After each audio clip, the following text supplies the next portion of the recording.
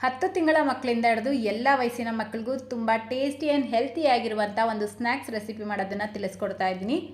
ಇದನ್ನು 1 ವರ್ಷ ಒಳಗಡೆ ಇರುವಂಥ ಮಕ್ಕಳಿಗೆ ನೀವು ಬೇಕಿದ್ರೆ ಬೆಳಿಗ್ಗೆ ತಿಂಡಿ ರೀತಿಯಲ್ಲೂ ಮಾಡಿ ತಿನ್ನಿಸ್ಬೋದು ಅಥವಾ ಸಂಜೆ ಟೈಮಲ್ಲಿ ಸ್ನ್ಯಾಕ್ಸ್ ಥರನೂ ಮಾಡಿ ಕೊಡ್ಬೋದು. ಮಕ್ಕಳಂತೂ ಇದನ್ನು ತುಂಬ ಇಷ್ಟಪಟ್ಟು ಎಂಜಾಯ್ ಮಾಡಿಕೊಂಡು ತಿಂತಾರೆ, ಯಾಕಂದರೆ ಅಷ್ಟು ರುಚಿಯಾಗಿರುತ್ತೆ ಇದು. ಇದರಲ್ಲಿ ಹೆಚ್ಚು ಪ್ರೋಟೀನ್ ಇರೋದ್ರಿಂದ ಮಕ್ಕಳ ವೆಯ್ಟ್ ಗೇನ್ ಮಾಡೋದಕ್ಕೂ ಇದು ತುಂಬ ಹೆಲ್ಪ್ ಮಾಡುತ್ತೆ. ಸೊ ಬನ್ನಿ ಮಾಡೋದು ಯಾವ ರೀತಿ ಅಂತ ನೋಡೋಣ. ಮೊದಲು ನಾನಿಲ್ಲಿ ಒಂದು ಮೀಡಿಯಂ ಸೈಜ್ ಆಲೂಗಡ್ಡೆನ ಚೆನ್ನಾಗಿ ಬೇಯಿಸಿ ತೊಗೊಂಡಿದ್ದೀನಿ. ಈಗ ಇದರ ಮೇಲೆ ಇರುವಂಥ ಸಿಪ್ಪೆನ ತೆಗೆದುಬಿಟ್ಟು ಈ ಆಲೂಗಡ್ಡೆನ ಒಂದು ಮ್ಯಾಶರಿಂದ ಚೆನ್ನಾಗಿ ಮ್ಯಾಶ್ ಮಾಡ್ಕೊಳ್ಬೇಕು. ನೋಡಿ, ಆಲೂಗಡ್ಡೆನ ಈ ರೀತಿ ಮ್ಯಾಶ್ ಮಾಡಿಬಿಟ್ಟು ಇದಕ್ಕೆ ತುರಿದಿಟ್ಕೊಂಡಿರುವಂಥ ಪನ್ನೀರ್ ಸೇರಿಸ್ಕೊಳ್ಳಿ, ಒಂದು 4 ಟೇಬಲ್ ಸ್ಪೂನ್ನಷ್ಟು. ಇದರ ಜೊತೆಗೇ 1 ಚಿಟಿಕೆ ಜೀರಿಗೆ ಪುಡಿ ಸೇರಿಸ್ಕೊಳ್ಳೋದ್ರಿಂದ ಮಕ್ಕಳಿಗೆ ಜೀರ್ಣ ಚೆನ್ನಾಗಾಗುತ್ತೆ. 1 ಚಿಟಿಕೆ ಕಾಳು ಮೆಣಸಿನ ಪುಡಿ, 1 ಚಿಟಿಕೆ ಉಪ್ಪು ಸೇರಿಸ್ಬಿಟ್ಟು ಮಿಕ್ಸ್ ಮಾಡ್ಕೊಳ್ಳಿ. ಉಪ್ಪು ಬೇಡ ಅಂದರೆ ಸ್ಕಿಪ್ ಮಾಡ್ಕೊಳ್ಬೋದು.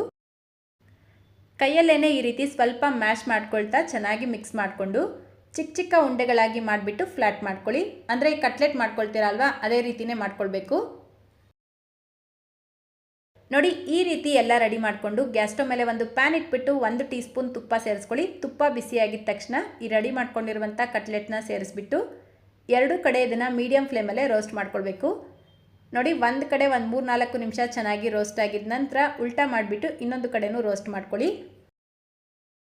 ಅಷ್ಟೇ ನೋಡಿ, 2 ಕಡೆ ಈ ರೀತಿ ಚೆನ್ನಾಗಿ ಫ್ರೈ ಮಾಡಿಕೊಂಡು ತೊಗೊಂಡ್ರೆ ಸಖತ್ ಟೇಸ್ಟಿಯಾಗಿರುವಂಥ ಕಟ್ಲೆಟ್ಸ್ ರೆಡಿಯಾಗುತ್ತೆ. ಮಕ್ಕಳಿಗಂತೂ ಇದು ತುಂಬ ಇಷ್ಟ ಆಗುತ್ತೆ. ಸೊ ಮಿಸ್ ಮಾಡ್ದಿರಾ ಮಾಡಿ ತಿನ್ನಿಸಿ. ಇದನ್ನು ನೀವು ಯಾವ ಟೈಮಲ್ಲಿ ಬೇಕಾದರೂ ಮಾಡಿ ತಿನ್ನಿಸ್ಬೋದು, ಸಂಜೆನೇ ಮಾಡಿ ತಿನ್ನಿಸ್ಬೇಕು ಅನ್ನೋದೇನಿಲ್ಲ. ಸೊ ಇವತ್ತಿನ ವಿಡಿಯೋ ಇಷ್ಟ ಆಗಿದ್ರೆ ಪ್ಲೀಸ್ ಈ ವಿಡಿಯೋಗೊಂದು ಲೈಕ್ ಮಾಡಿ, ನಿಮ್ಮ ಫ್ರೆಂಡ್ಸ್ ಮತ್ತು ಫ್ಯಾಮಿಲಿಯವ್ರ ಜೊತೆಗೂ ಈ ವಿಡಿಯೋನ ಶೇರ್ ಮಾಡ್ಕೊಳ್ಳಿ. ಇದೇ ರೀತಿ ಮತ್ತೊಂದು ರೆಸಿಪಿಯೊಂದಿಗೆ ಮತ್ತೆ ಸಿಗೋಣ. Thank you.